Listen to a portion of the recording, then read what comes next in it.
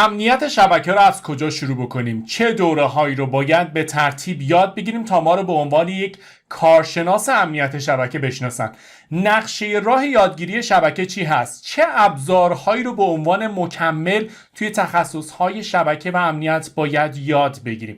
جواب این سوال و خیلی از سوالات دیگه‌تون رو داخل این ویدیو میخوام بدم. من محمد نصیری هستم و با تجربه بیشتر از 20 سال فعالیت در حوزه فناوری اطلاعات امروز در خصوص مسیر راه یادگیری دوره‌های امنیت شبکه میخوام براتون صحبت بکنم.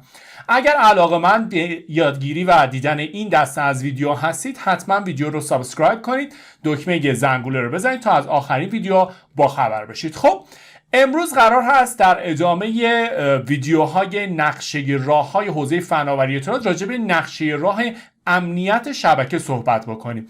راجبش خیلی بحث داریم و خیلی از نکاتی هست که شما باید بدونید، ولی تضمین میدم که بعد از دیدن این ویدیو دیدگاهتون نسبت به دنیای امنیت شبکه کمی متفاوت میشه و خیلی بازتر به این قضیه نگاه میکنید و یادگیری امنیت شبکه و امنیت اطلاعات رو صرفاً گذراندن چند تا دوره نخواهید دید. خب بریم ببینیم که طبق روال من قرار هست توی ابتدای اسلایدمون چه حرفهایی رو با هم در واقع مرور بکنیم که ته ذهنتون داشته باشید. خب بچه‌ها، من الان حدوداً 14 سال هستش که تخصصی حوزه امنیت اطلاعات، امنیت شبکه یا امنیت سایبری و حوزه تست نفوذ شبکه یا برای اینکه راحت‌تر متوجه بشید حوزه امنیت تهاجمی رو دارم در واقع صورت تخصصی میرم جلو. به خاطر اینکه یادگیری امنیت شبکه و امنیت اطلاعات کار ساده ای نیست و هر کسی نمیتونه، مخصوصا الان که دیگه شبکه‌های اجتماعی باعث شده خیلی‌ها در خیلی از حوزه‌ها نظر میدن، راجع به مسیر راه یادگیری امنیت شبکه، امنیت اطلاعات، امنیت سایبری، هک و نفوذ، هر کسی جرئت نمیکنه که نظر بده و وارد بشه، چون دانش کمی در این حوزه وجود داره و اکثر دانشی که وجود داره و نقشه راه‌هایی که الان ایجاد شده کاملا ترجمه و کپی پیست از مطالبی هست که به صورت در واقع انگلیسی نوشته شده و ترجمه میکنه. افتخاری رو دارم که اولین ویدیو و اولین مقاله‌ای که در خصوص روش و مسیر راه یادگیری شبکه و امنیت اطلاعات بود رو سالها قبل حدود سال 96 ضبط کردیم به عنوان تلویزیون وبسایت توسینسو قرارش دارید داخل سایت. امروز میخوایم خیلی آپدیت‌تر و بروزتر این رو بگیم و دیدتون رو باز بکنید. پس اولین ویدیو رو خودم گفتم و اینو میخوام آپدیت بکنم و خیلی از موارد جدید و بروز رو بهش اضافه کنم. ببینیم چه چیزهایی رو دیگه رو میخوام بگیم. خب پس اولین مقاله و اولین ویدیوی مسیر راه کارشناس امنیت فارسی رو با اجازهتون من ساختم. پس این تجربه‌ای که الان پشت این ویدیو میاد حاصل سالها تلاش هست و صرفاً کپی پیست و مطالعه نیست. خب یه نکته رو همینجا بگم بچه‌ها، راجع به مسیر راه امنیت، کلید واژه امنیت رو به کار میبرم، امنیت اطلاعات یا امنیت شبکه یا امنیت سایبری رو کنارش نمیذارم، چون دنیای بسیار بسیار بزرگی هست و داخل همین ویدیو میگم که حداقل ما 4 تا ویدیو در خصوص مسیر راه‌های حوزه امنیت خواهیم داشت که این ویدیو به صورت اختصاصی در خصوص مسیر راه یادگیری امنیت شبکه خب در حوزه تدافعی یا دفاع کردن از حوزه امنیت در شبکه ساخته میشه. خب ما گرایش های مختلفی داریم که اولین باری که من اومدم توی مصاحبه‌ای که داشتیم به صورت آنلاین گفتم من امنیت فناوری اطلاعات رو در 3 حوزه تقسیم بندی میکنم. امنیت تدافعی یعنی کارهایی که برای امن کردن شبکه‌مون داخل شبکه‌مون انجام میدیم به عنوان یک مدافع. امنیت تهاجمی کسایی که میخوان هک کنن، نفوذ کنن و اینها بهش میگن در واقع حوزه پنتریشن تستینگ و مدیریت امنیت که خودش 3 تا فاز مختلف امنیت است. این ویدیو به صورت اختصاصی در خصوص امنیت تدافعی و مسیر راه یادگیری حوزه امنیت در واقع تدافعی یا دفاعی هستش که به نسبت یادگیریش ساده تر از امنیت تهاجمی هست و به نسبت دشوارتر از مدیریت امنیت هست. اوکی. خب راجع به مورد 4 هم صحبت کردیم. پس ما 3 تا ویدیوی دیگه حداقل در حوزه مسیر راه‌های حوزه امنیت خواهیم داشت. این رو به صورت اختصاصی در خصوص مسیر راه یا نقشه راه حوزه امنیت شبکه با هم میبریم جلو. خب یه توضیحی رو من بدم. بعضی از دوستان امنیت شبکه و امنیت اطلاعات رو قاطی میکنن. دوستان ممکنه این دوتا کلمه همپوشانی داشته باشن. مثلا من الان کارشناس امنیت اطلاعات هستم. وقتی راجع به امنیت اطلاعات صحبت میکنیم، ما راجع به اطلاعاتی هم صحبت میکنیم که در واقع قالب داده یا اینفورمیشن ندارند. به زبان ساده تر، برای یک کارشناس امنیت شبکه شاید مدارک فیزیکی و کاغذی شبکه و سازمان ما اهمیت چندانی نداشته باشد، ولی به عنوان یک کارشناس امنیت اطلاعات حتی انسان‌ها نقش مهمی در امنیت سازمان و اطلاعات من دارن. راجع به اینکه تفاوت امنیت شبکه و امنیت اطلاعات چیست هم ویدیوی جدا خواهم ساخت. در همین حد بدونید که وقتی راجع به امنیت اطلاعات صحبت می‌کنیم، امنیت شبکه زیر مجموعه امنیت اطلاعات هست و امنیت اطلاعات طیف بسیار گسترده‌تری از حوزه امنیت رو در بر می‌گیره. با هم قاطیشون نکنید. هم پوشانی قطعاً خواهند داشت. چرا؟ چون داده ها و اطلاعات امروزی ما در قالب دیجیتال به صورت در واقع گسترده نگهداری میشه و نمیتونیم بگیم که دوتا چیز جدا هستن. هم پوشانی دارد. اما به صورت ساده، من کارشناس امنیت اطلاعات خب حتی راجع به در واقع فرایند قرارگیری دوربین های مداربسته، حتی راجع به نژاد سگ های نگهبان و نقاط ضعف و آسیب اونها باید کمی دانش داشته باشم تا بتونم یک سازمان در راستای امنیت اون سازمان کمک کنم. در همین حد بدونید فعلا کافی است. خب بچه، راجع به گرایش ها، من گرایش طبق معمول همیشه در ویدیوهای در واقع یادگیری مسیر راه ها هیچ وقت به شما یک گرایش قطعی ندادم. من وظیفم اینجا هست که دید شما رو باز کنم نسبت به این دنیا. انتخاب با خود شما هست. بر اساس علاقه‌مندی که دارید میتونید یک گرایش رو انتخاب کنید و جلو برید. خب این رو هم یک نکته رو بگم که تبدیل شدن به یک متخصص امنیت شبکه کار سختیه، واقعا کار سختیه. بچه‌ها یه چیزی یادتونه من می‌خواستم بگم راجع به توی ویدیو یه شبکه رو از کجا شروع کردیم. شبکه رو مثالش رو زدم ماشین. خب ماشین در واقع چی هستش؟ ماشین یک در واقع زیرساخت هستش. گرایش های مختلف شبکه، تخصص های مختلف شبکه، اجزای مختلف ماشین هستن. حالا اگر فرض کنیم که یک دزدی قرار هست این ماشین رو بدزده، امنیت اطلاعات ما هم، امنیت شبکه ما هم همینه. تو هر حوزه‌ای باید بتونیم امنش بکنیم. یکی متخصص امن کردن مثلا کلید و سوئیچ، یکی متخصص امن کردن در هست، یکی متخصص امنیت تجهیزات الکترونیک هست، یکی متخصص امنیت رادیویی است. توی شبکه هم به همین شکل است. یعنی دوره ها، تخصص ها متنوع هستن. من سعی می‌کنم چیزی رو به شما اینجا بگم که خودم تجربهش کردم. چرا میگم مسیر راه قطعی برای آموزش امنیت شبکه وجود نداره؟ برای این که هر کسی که به عنوان مدیر امنیت یا مدیر در واقع چی میگن کارشناس امنیت داره الان فعالیت میکنه، یک مسیر راه متفاوتی رو ممکنه رفته باشه.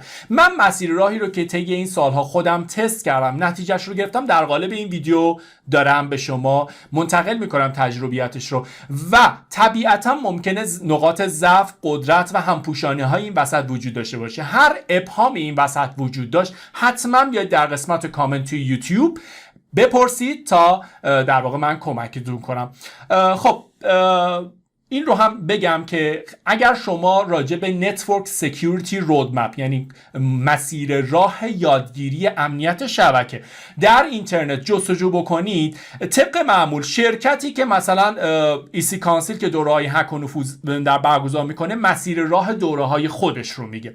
شرکت سنز مسیر راه خاص خودش رو میده. حالا من این شوخی کردم گفتم قلمچی هم اگر بیاد دوره‌های امنیت برگزار میکنه، تلاشش این هستش که شما رو به سمت مسیر راهی که خودش ازش میتونه سود بکنه میبره جلو. خب من توی این در واقع ویدیو کاری به این ندارم که این دوره در مجموعه ما وجود دارد یا ندارد. من دوره ها رو میگم خدمتتون، تخصص های مکمل رو میگم و میگم چجوری میتونید مسیر راه رو به جلو. اینکه چجوری شما برید کجا برید دیگه با من نیست، به هر روشی که دوست دارید به جلو. خب راجع به مورد 11 هم صحبت کردم. ناخودآگاه نقشه راه ما یک نقشه راه تجربی هستش، الزامی نیست. راجع به هک و نفوذ، تست نفوذ و گرایش مختلف امنیت بعداً ویدیو مجزا درست خواهد شد. خب بچه من حتما یک ویدیو باید به صورت مجزا درست کنم، معرفی دوره های تخصصی حوزه امنیت شبکه و امنیت سایبری و امنیت اطلاعات که شاید بیشتر از 40-50 عنوان دوره داریم اینجا که شما رو قطعا گیج خواهد کرد. پس با من بیاید جلو، هر سوالی که داری ترجیحاً از من بپرسید، من سعی میکنم تا جای ممکن براتون ساده کنم. خیلی از این دوره ها و تنوع هایی که در دنیای امنیت سایبری میرید همپوشانی محتوایی دارن. یعنی چی؟ یعنی شما دوره ای رو میارید مثلا توی شرکت ایسی کانسیل به نام CH یا هک قانونمند یاد میگیرید، بعد میرید میبینید که دوره مثلا آفنسیو سکیوریتی یک شرکت دیگه مشابه همون تقریبا با مشابه یکسان رو در واقع در واقع آموزش داده. خب پس خیلی مهمه که زمان و انرژیتون رو روی در واقع مسیر درستی قرار بدید. بگذاریم اینها چیزایی بود که خواستم پس ذهنتون باشه. بدون معطلی بریم سراغ مسیر راه یادگیری امنیت شبکه. خب نقشه راه یادگیری امنیت شبکه در قالب تدافع یعنی چی؟ یعنی من یک مدیر شبکه هستم. بچه‌ها ما از توی لپ در نمیایم تبدیل به متخصص امنیت شبکه بشیم. شما وقتی خودرو، تجهیزات ماشین، موتور رو نشناسی نمیتونید تعمیرکار موتور بشید. شما وقتی شبکه رو خوب کار نکرده باشید، تجربیات حوزه شبکه‌ای نداشته باشید، نمیتوانید تبدیل به متخصص امنیت شبکه بشوید. اگر هم بشوید زیاد دوام نمیآورید. چرا؟ یا تو اون حوزه کاری گنت کاری میکنید که کم نبودن. ما یک نمونهش رو داشتیم، این بنده خدا از توی لپ واقعا من اسمش رو میذارم کارشناسای امنیت اطلاعات لپی، یعنی نه تجربه کاری داری، نه تخصصی داری، نه رزومه‌ای داره، یه دفعه میاد میشه تجربه کارشناس امنیت شبکه. شما سالها، حداقل چند سال، 3 سال تا 4 سال زمان میبره تا شما تبدیل به یک متخصص امنیت شبکه بشید. نمیتونید یک بار تبدیل بشید. حالا میشید، خدا رو شکر انشالله. من چیزی که تجربه کردم رو خدمتتون عرض کردم. خب بیایم بگیم. همیشه میگم بچه‌ها مسیر راه امنیت شبکه از مسیر راه یادگیری شبکه شروع میشه. طبق مسیر راهی که توی یادگیری شبکه رو از کجا شروع کردیم گفتم که شما نتورک پلاس شروع میکنید، MCSA ویندوز کلاینت و سرور مایکروسافت رو یاد میگیرید، بعد میاد CCNA روتینگ سویچینگ و تجهیزات سیسکو رو یاد میگیرید، بعد میاد حتما یک دوره لینوکس یاد میگیرید، دیدتون نسبت به لینوکس بالا بره، بعد میاد میکروتیک رو یاد میگیرید. حالا تو اینجا نیاوردم مجازی سازی رو یاد بگیرید. شما الان یک کارشناس شبکه عمومی هستید. گفتم به مرور که میرید جلو شما یکی از اینها رو خوشت میاد و مسیر راهش رو ادامه میدید. مثلا مایکروسافت که خوشت میاد میری و مایکروسافت سالها پیش الان با توجه به تغییرات ساختاری که داشته و همه چیزهاش رو داره میبره روی پلتفرم یا بستر کلاود آژور، این دوره ها رو به صورت عنوان نداره. شما دیگه باید خودتون برید ببینید چجوری میتونید امنش بکنید یا از من بپرسید راهنماییتون میکنم که چجوری کنید. وقتی مایکروسافت ویندوز سرور رو یاد گرفتید حتما شما دوره‌ای رو باید یاد بگیرید که خود سیستم عامل مایکروسافت رو بیاد امن بکنه یا Securing Windows Server. قبلا سالها قبل، حالا اون سال 2003 که ما با ویندوز سرور 2003 کار میکردیم، خب خود مایکروسافت دوره های تخصصی طراحی و امنیت ویندوز سرور میداد. مثلا ما یک کد داشتیم 70297 تا 70298 کدای آزمون‌های مایکروسافت بود. Designing Security for Microsoft and Implementing Security for Microsoft، یعنی طراحی و پیاده‌سازی امنیت. پس شما به عنوان یک متخصص یا ادمین شبکه مایکروسافتی هم به عنوان یک مدافع شبکه می توانید در همون لول متخصص امنیت شبکه های مایکروسافتی شوید و حالا پیشرفته ترش تو در واقع دوره های آژور هم به همین شکل. یعنی شما تا همینجاش متخصص امنیت شبکه های مایکروسافتی هستید. اوکی، تا اینجای کار یک کلید واژه رو باید به دست آورید که وقتی راجع به یک تخصصی از شبکه صحبت میشه، شما نمیتونید اون سیستم عامل، اون دستگاه، اون در واقع سرویس رو، امنیت رو ازش جدا بدونید، چون به عنوان مدیر اون سیستم باید درکی از امنیت اون سیستم هم داشته باشید. خب پس خودش میتونه یک گرایش امنیتی باشه، یعنی شما متخصص امنیت مایکروسافت بشید یا تو دوره‌های سیسکو روتینگ سویچینگ یا مسیریابی سیسکو رو یاد میگیری، خب میری گرایش امنیت سیسکو رو میبری جلو. حالا دوره خود سیسکو دوره‌هایی داره، CCNA سکیوریتی یا دوره سایبر آپس که دوره جدیدتری هست تو حوزه امنیت تخصصی تجهیزات سیسکو یا تجهیزات شبکه. اوکی، همون رو هم حالا بعضی از شرکت‌ها اومدن گرایش تخصصی امنیت گذاشتن، بعضیا رو خودتون باید بخونید. خب که میگم چجوری به عنوان یک مدیر شبکه باید بخونید. خب امنیت سیسکو رو علاقه داری، میخوای امنش کنی، خب سیسکو میگه که میتونی دوره CCNP سکیوریتی رو ادامه بده و لول آخرش میگه CCIE سکیوریتی، یعنی مسیر راه امنیت تجهیزات سیسکو 0 تا 100ش توسط شرکت سیسکو تدوین شده. خب شما با یادگیری اینها تبدیل به یک متخصص امنیت زیرساخت میشید. متخصص امنیت زیرساخت. جالب شد نه؟ پس شما تا همین جای کار که ما هنوز نرفتیم جلو، یکی میتواند متخصص امنیت سیستم عامل‌های مایکروسافت باشد، یکی میتواند متخصص امنیت زیرساخت‌های سیسکو باشد. کسایی که میرن حوزه لینوکس رو تخصصی یاد میگیرن، میان LPIC 1 LPIC 2 رو یاد گرفتن، میدونن که تو هر کدوم از این دوره‌های لینوکس خب یک قسمتی ازش رو، حتی تو دوره لینوکس اسنشیالز، یک قسمتی از سرفصل‌ها رو به عنوان سکیورینگ یا امن‌سازی در نظر میگیره. پس تو درون مایه هر کدوم از این دوره‌ها امنیت وجود داره. خب کسی که میخواد متخصص امنیت لینوکس بشه، تا سطح LPIC 2 که خوند، خود در واقع مجموعه یا انستیتوی لینوکس اومده براش یه گرایش تخصصی امنیت سیستم عامل‌های لینوکس طراحی کردیم، اسمش هم گذاشته LPIC 3 تخصص سکیوریتی. اوکی، حتی میکروتیک هم با اون که لول اینها نیستش، ولی یک دوره تخصصی تست نفوذ و امنیت میکروتیک برگزار کرده، گذاشته که به نام MTCSE. خب البته تا جایی که من میدونم، چون من اصلا راجع به این دوره اطلاعاتی ندارم، فقط یه سرچ کردم MTCSE. پس هر کدوم از اینها گرایش امنیت میشه. الان کسی که این در واقع پکیج رو داشته باشه، یک متخصص امنیت شبکه کامل هست. خب پس شما الان در واقع با دیدن این رودمپ، شما همزمان می توانید در یکی از این گرایش ها یا همزمان در همه این گرایش ها متخصص باشید و هیچ همپوشانی ندارد.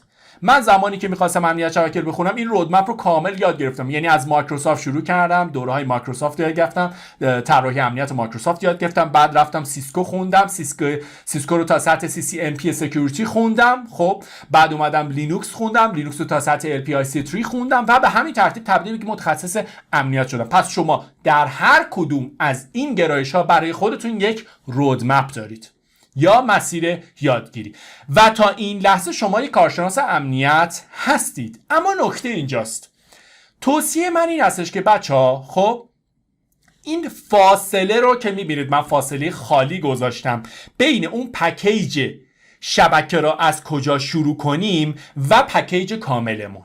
خب این فاصله چی است؟ من یک توصیه دارم. گفتم امنیت رو میایم به چند تا حوزه تقسیم میکنیم: امنیت تدافعی، امنیت تهاجمی و مدیریت امنیت.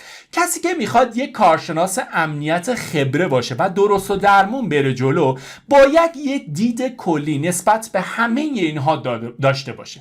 توصیه من به شخص این هستش که کسی که میخواد امنیت رو به صورت اصولی بره جلو، این پارت قضیه سمت در واقع پیشرفتش رو بذارید کنار. وقتی پکیج نتورکش رو کامل کرد، یعنی شبکه رو یاد گرفت، دیدگاه‌های مختلفی داشت، خب بیاد حتما یک دوره سکیوریتی پلاس یاد بگیره. در دوره سکیوریتی پلاس شما مثل دوره نتورک پلاس میایید مفاهیم و مبانی امنیت اطلاعات، امنیت شبکه، انواع حملات سایبری، انواع حملات به انسانها، از حملات روانشناسی، بدافزارها و خیلی از چیزهای دیگر میشناسید و با مفهومش آشنا میشید. یک دوره تئوری هست که دید شما رو نسبت به حملات باز میکنه.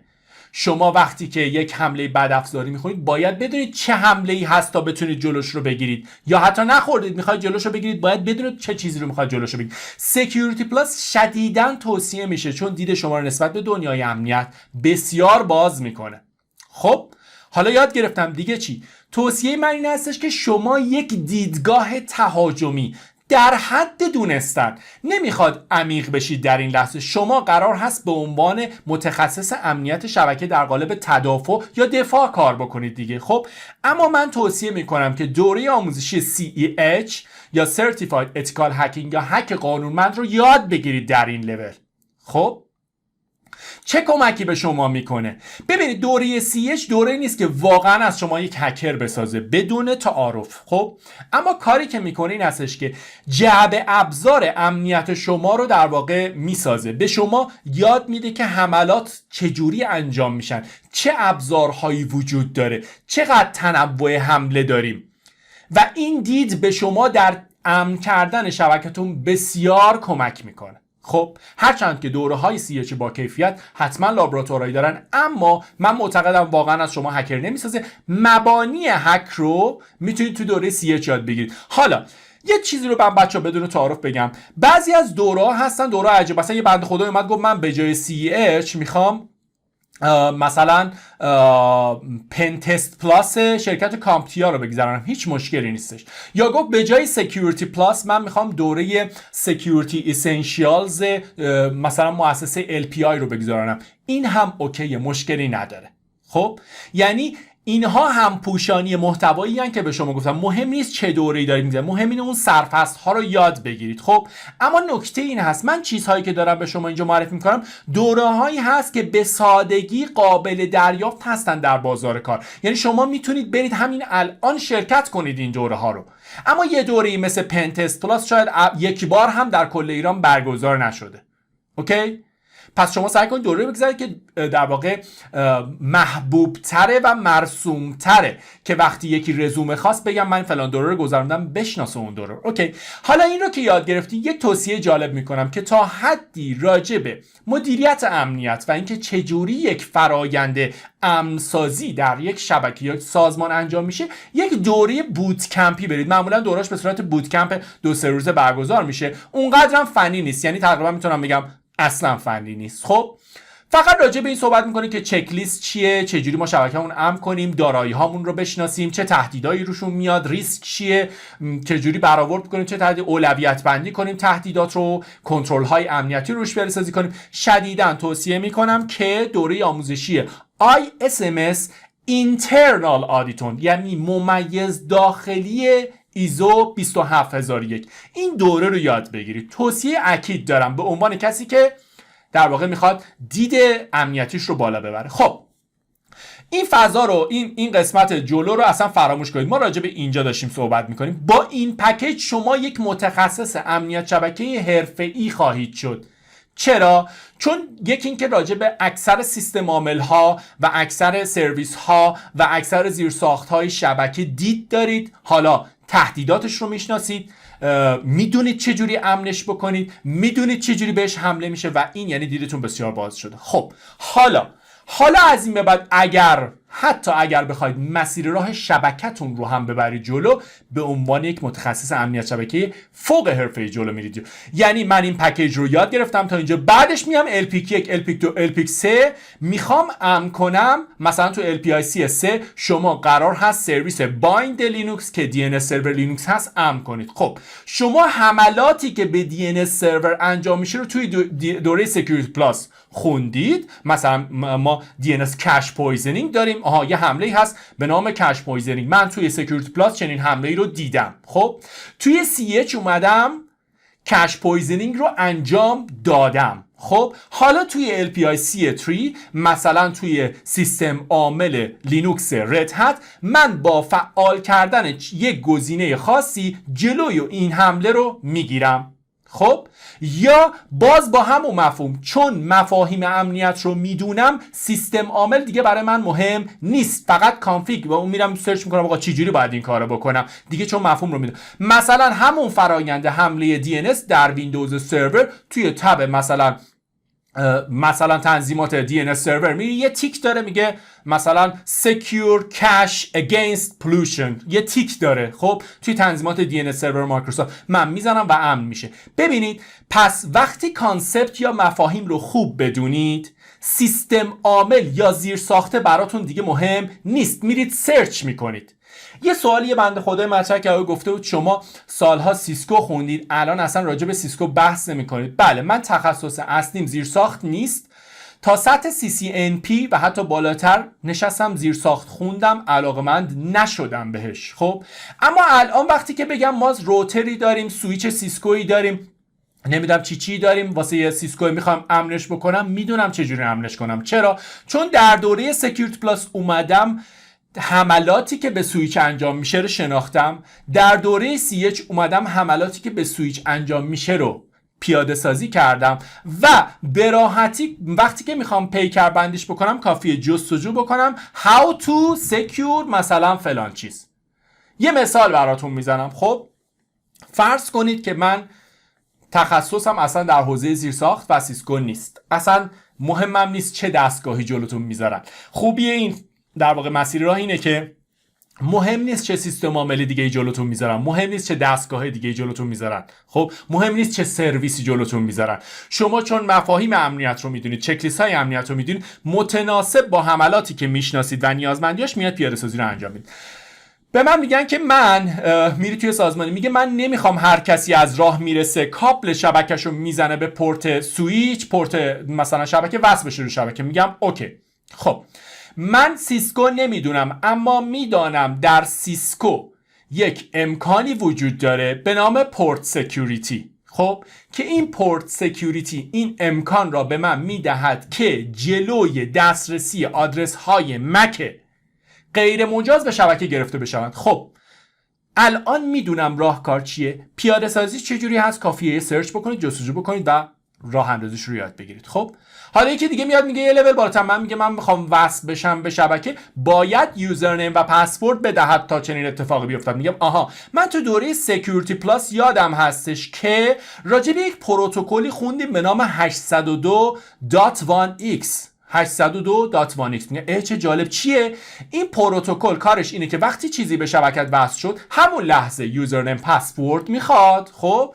و بعد از دادن یوزرنیم پسورد اجازه وصل شدن میده. آها حالا من چجوری پیاده سازیش بکنم؟ کاری نداره که how to implement 802.1x in Cisco switch نسخه فلان.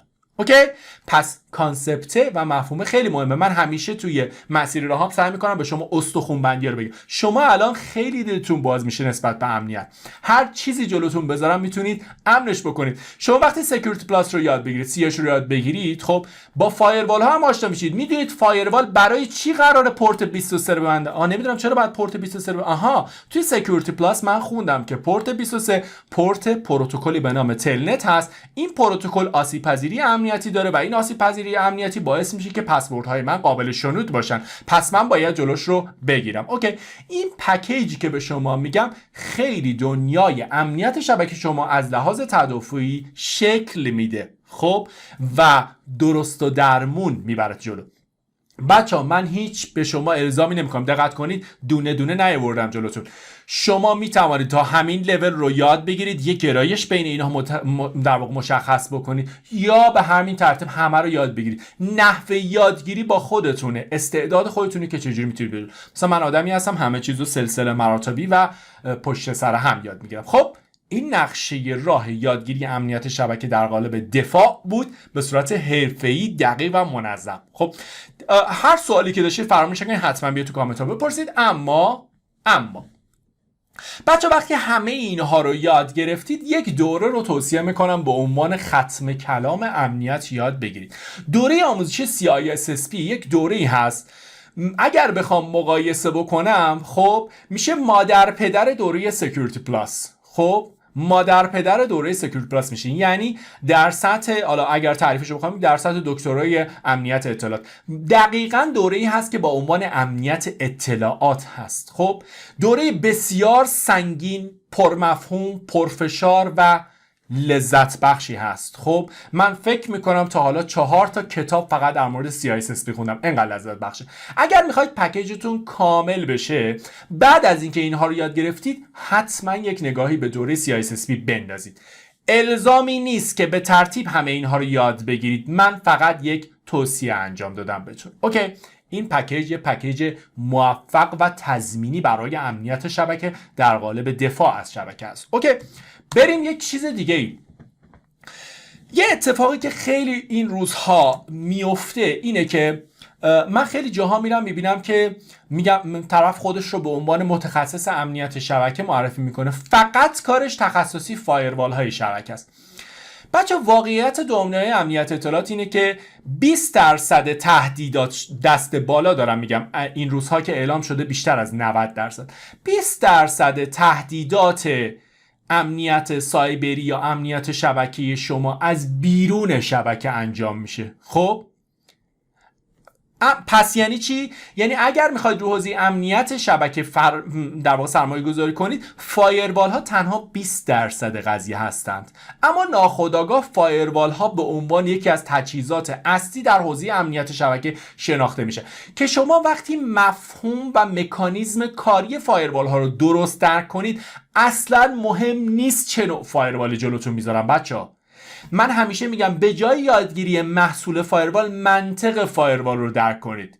منطق فایروال میگه از اینجا بیاد به اونجا بره چه شود، خب از کجا به کجا چه چیزی برود بیاید چی کار بکنه. این منطقش رو یا اصطلاحاً فایروال فاندامنتالز رو درست یاد بگیرید. اصلا مهم نیست که شما فایروالی که بهتون میگن F5 پالو آلتو، سونیکوال، سوفوس، باراکودا، جونیپر، چک پوینت، پی اف سنس فایروال های نرم افزاری هستش یا مثلا یو تی ام های آماده هستش نرم افزاری، رو فرق نمیکنه. مفهوم فایروال یاد بگیرید. توی دوره‌هایی که به شما گفتم یکم راجع به ترافیک بخونید و زیر ساخت بخونید، مخصوصا سیسکو بخونید، با فایروالا به راحتی کار میکنید و شما کافیه که اینجوری نیست که دیگه من هر کدوم از اینا یه ماه طول بکشه. واقعا کسی که بخواد کار امنیت شبکه انجام بده و مفاهیم فایروال درست یاد بگیره به عنوان مکمل، یک تخصص مکمل در حوزه امنیت شبکه است. شما 80% انرژیتون رو برای امن سازی کاربرهاتون، سرویس هاتون و سیستم عامل هاتون در شبکه‌تون باید بذارید. این رو فراموش نکنید و زیر ساختتون.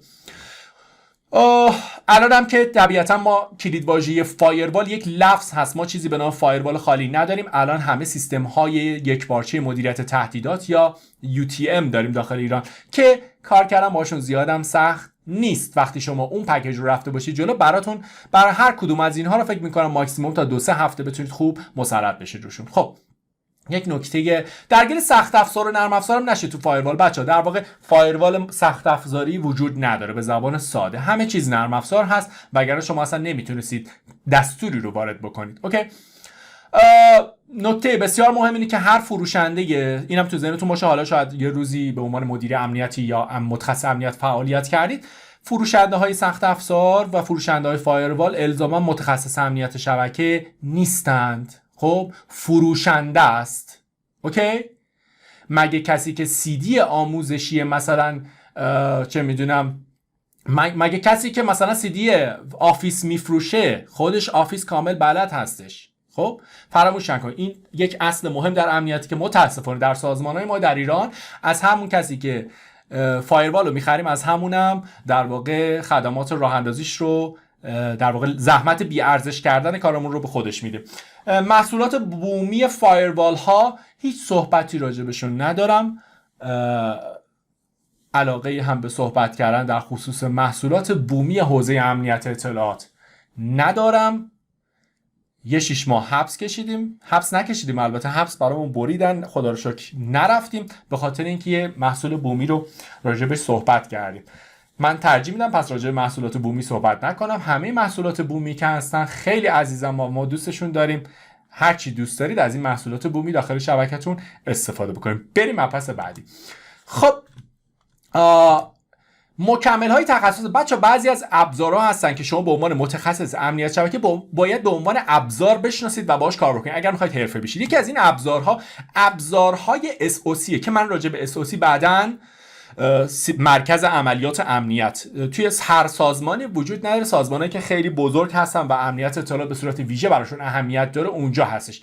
یک ابزاری هست به نام اسپلانک. این یک مرکز عملیات نظارت بر امنیت اطلاعات، اینجوری امنیت شبکتونه. خب یادگیری این در واقع ابزارهای اسپلانک خیلی به شما تو کاریابی و رشد کارتون کمک میکنه. خب اگر تخصص‌های مکمل شبکه رو یاد بگیری، یکیشون چی بود؟ ناک بود، نتورک اپریشن سنتر، مرکز نظارت یا مانیتورینگ در واقع شبکه هستش. اسپلانک محوریتش نظارت بر امنیت شبکه است. این حملات رو شناسایی میکنه تو شبکه و تهدیدات رو، اون فقط ترافیک و در واقع سرویس دهی رو چک میکنه. ابزار اسنورتیک سیستم تشخیص نفوذ هست که بد نیست یاد بگیرید به عنوان یک ابزار.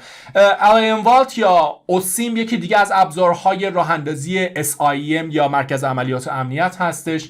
ابزار وایرشاک یک ابزار الزامی هم برای مدیرهای شبکه، هم برای آنالیزورهای شبکه، هم برای متخصصین امنیت شبکه، هم متخصصین امنیت تدافعی، هم ترجمه، همه چی هست. وایرشاک آنالیزور ترافیک شبکه است. یادگیری اولیش حداقل توصیه میکنم، خیلی اوقات میتونه گیروگورای شما برطرف بکنه. حتما راجع به آنتی ویروس ها دانش لازم رو داشته باشید. راجبشون بعداً ویدیویی خواهم ساخت و راجبشون صحبت میکنم. هیچ آنتی ویروس خاصی رو هیچ وقت در زندگیم توصیه نکردم، اما سعی کنید با پنل مدیریتی یک آنتی ویروس تحت شبکه کار کرده باشید. خب خیلی هاشون هستن، مثلا مکیفی یک کنسول مدیریتی داره به نام مکیفی ای پالیسی اورکستریتور. میتونید شما تعداد زیادی از در واقع ایجنت ها یا محصولاتی که در واقع آنتی ویروس های تحت شبکه یکپارچه مدیریت کنید، خیلی کمکتون میکنه. و در نهایت به عنوان متخصص امنیت شبکه فراموش نکنید که امنیت 3 تا ضلع داره. خب اینتگریتی یا تمامیت یا صحت داده ها، کانفیدنشیالیتی یا محرمانگی داده ها و اویلیبیلیتی در دسترس بودن داده ها. خب فراموش نکنید به عنوان یک متخصص امنیت شبکه حتما یک ابزار و تجهیزات خوب برای بکاپ گیری و ریستور کردن در شبکه داشته باشید که از همه چیز مهم. پس امنیت فقط بگیر و ببند نیست و دنیای بزرگی. میتونید مثلا یه ابزار مثل وین بکاپ رو اگر حوزه مجازی سازی هست استفاده کنید و ابزارهای دیگه اکرونیس و سایمنتک خودش برای خودش کلی دنیا داره که ابزارها رو یاد بگیرید. این هم تخصصا و ابزارهای مکملی که در حوزه امنیت شبکه حتما توصیه میکنم که دید داشته باشید نسبتشون. و به عنوان یک مدیر شبکه چه چیزی از امنیت بدونید؟ بچه‌ها من همه اینها رو گفتم. تو خیلی از سازمان‌ها ما واقعا سمتی به عنوان تخصصی مدیر امنیت شبکه نداریم. خب یعنی همون کسی که کار شبکه میکنه کار امنیت شبکه هم با خودش هست و هیچ حقوق اضافه‌ای نمیدن بهش بدون تعارف. یعنی اکثر تجربه من این هستش. خب من حداقل میتونم کمکتون کنم که در حوزه امنیت کمی بهتر بشید. کاری که میتونم بکنم اینه که شما حداقل در همون لولی که هستید، همون جایگاهی که هستید، شبکتون رو امن کنید. چجوری شبکتون رو امن کنید؟ هر سرویسی که دارید تو شبکه، هر زیرساختی که دارید، هر سیستم عاملی که دارید، خب کافیه راجبش یه سرچ بکنید. دیگه من دارم مخلص ساده ترین حالت ممکن. چک لیست یا بیسلاین. چک لیست ها و بیسلاین ها توصیه های امنیتی هستن که شما طی یک لیستی باید انجام بدید تا شبکتون رو امن کنید. سعی کنید حداقل به عنوان یک مدیر شبکه معمولی چک لیست های اولیه امنیت رو برای خودتون، شبکه خودتون، زیرساخت خودتون، سیستم عاملتون رعایت کنید. اوکی؟ مثلا چی؟ مثلا یکی از چک لیست های امنیت میاد میگه که آقا شما بکاپ گیرید باید به این شکل باشه. بکاپتون رو که حداقل میتونید رعایت بکنید. خب میگه یکی از چک لیست ها میاد میگه آقا پورت های سخت افزاری یو اس بی کاربراتون بسته باشه. این رو که میتونید رعایت کنید. اینا همش لول های امنیته. امنیت اگر 100 گام باشه باید گام به گام پیاده سازی بشه. مثلا فایروال 10%، 15% امنیت شبکه شماست. آنتی ویروس 10%، 15% امنیت شبکه شماست. آموزش 30% امنیت شبکه شماست. پیاده سازی های امنیتی شما و به همین ترتیب. اعداد و ارقام رو نسبی گفتم و قطعی نیستش، در ذهنتون داشته باشید. خب بریم سوالات متداولی که دوستان در نقشه راه یادگیری امنیت شبکه از من پرسیدن و امروز پاسخ میدیم بهشون، ببینیم چی هستش. خب آیا برای یادگیری امنیت شبکه باید زبان برنامه‌نویسی یاد بگیریم؟ نه، الزامی نیست بچه‌ها. شما اصلا فیلد شبکه، من همیشه میگم شما در شبکه بچه‌ها یوزر هستید، یعنی باید پیاده سازی کنید. شما که چیزی رو توسعه نمیدید، نمینویسید که. اما توی یک سری از موارد شما می توانید برنامه‌نویسی یاد بگیرید برای در واقع برای نوشتن اسکریپت ها یا اصطلاحاً اتوماسیون. اسکریپت نویسی رو بدونید بد نیست، زبان پایتون رو تا حدی بدونید بد نیست، دستکاری کردن اسکریپت ها بد نیست، بدونید خوب هست در یادگیری امنیت شبکه. دقت کنید به کلیدواژه امنیت شبکه، چون وقتی من راجع به هک و نفوذ صحبت کنم متفاوت تر میشه. خب چه مدت طول میکشه که شما تبدیل به یک متخصص امنیت شبکه بشید؟ دست خودتون هستش. الان شرکت هایی هستن که والا میگن شما نتورک پلاس CCNA رو بلد باشید به عنوان کارشناس مرکز عملیات امنیت استخدام میکنن. من واقعا راجع مدت زمان هیچ وقت نظر قطعی نمیتونم بگم، چون نمیدونم IQ شما چقدر هست، نمیتونم سطح دانششون چقدر هست، نمیدونم چقدر میتونید در روز زمان بذارید و چیزهای دیگه. نسبت به کار خودم میگم. پس این کاملا نسبت در واقع نسبت داره با اینکه شما چقدر انرژی میذارید این قضیه. آیا همه سازمان‌ها پوزیشن شغلی متخصص یا مشاور امنیت دارن؟ خیر. اصلا چنین چیزی یه چیز فرمالیته هست در خیلی از جاهای ایران. ما همین کارشناس شبکه‌اش رو که داشته باشیم باید خدا رو خیلی شکر بکنیم. تقریبا میتونم بگم لول مشاور امنیت در سازمان‌های ما خیلی اوقات تعریف نشده است، یا اگر تعریف شده باشه معمولا در سازمان‌های خیلی بزرگ کشور یا در مرکز در واقع پایتخت اینها رو داریم. خیلی کم، مثلا تو شرکت‌های نفتی هم کمابیش شاید داشته باشیم، اما جاهای دیگه واقعا حوزه مشاوره و امنیت شبکه به صورت یک شغل جدا نه توصیه نمیشه. تا اتفاق بده نیفته، گن نخوره تو اون شبکه، به غلط کردم نیفتن اون سازمان، یادشون نمیفته که امنیت اهمیت داره. خب این چیزی هست که واقعیت ایران هستش و نمیتونیم کتمانش بکنیم. چه تیپ‌های شخصیتی بیشتر علاقه‌مند به امنیت شبکه هستن؟ کسایی که دنبال چالش هستن، از کارشون میخوان لذت ببرن، دنبال کشف چیزهای جدید. کسایی که دوست دارن یه چیز ساده بی قلاقش هر روز برن یه حقوقی هم سر ما بگیرن، سر کار بشینن، برن ادمین شبکه بشن، از اینایی که صبح تا شب فقط میخوان زودتر کارشون تموم بشه به کار دیگه‌شون برسن. آیا فقط میتونیم متخصص امنیت شبکه مایکروسافت یا لینوکس؟ میشه بود. بله، من میتونم بگم فقط متخصص امنیت لینوکس هم یا فقط متخصص امنیت مایکروسافت، ولی تقریبا میتونم بگم توی دنیا الان خیلی به ندرت پیدا بکنید که متخصص امنیت تا این لایه متخصص نیاز داشته باشن. خیلی کم پیش میاد. خب طرف معمولا میگه آقا من اگه متخصصی میخوام بگیرم بذار یه کلیاتی از امنیت رو بتونه برای من برآورده کنه. هرچند الان مثلا داریم ما توی الان کشور اروپایی مثلا با گسترش آژور مایکروسافت متخصص امنیت آژور خیلی باب شده، ولی خب پیش زمینه داره دیگه، الزامی نداره. شما حتی الان تو آژور هم باید کمی لینوکس بدونید.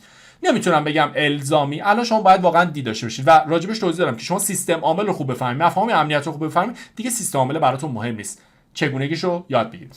درآمد امنیت شبکه چطوره؟ متوسط درآمدی متخصص امنیت شبکه با توجه به اینکه ما نمیدونیم که این ویدیو میخواد منتشر بشه، اصلا اعداد و ارقام معنی نداره، ولی طبیعتا یک متخصص امنیت شبکه، یک کارشناس امنیت شبکه متوسط حقوقش حداقل 20 تا 30% کم از یک ادمین حرفه‌ای شبکه بالاتر هستش. ولی باز هم گفتم یک فرایند نسبی هست. یکی هست ادمین شبکه‌ای هستش که با همون ادمین شبکه‌ای بودنش اینقدر راجع به امنیت سیستم‌های خودش خوب خونده که قدرتش از یک امنیت شبکه کار که فقط به صورت سطحی یاد گرفته بیشتر است. تفاوت امنیت اطلاعات با امنیت شبکه رو صحبت کردیم. از کدوم مرحله بعد میتونیم وارد بازار کار امنیت شبکه؟ شما بعد از اینکه پکیج آموزش شبکه رو یاد گرفتید و اون 3 تا دوره رو یاد گرفتید، میتونید به عنوان متخصص امنیت شبکه از نظر من وارد دنیای بازار کار بشوید.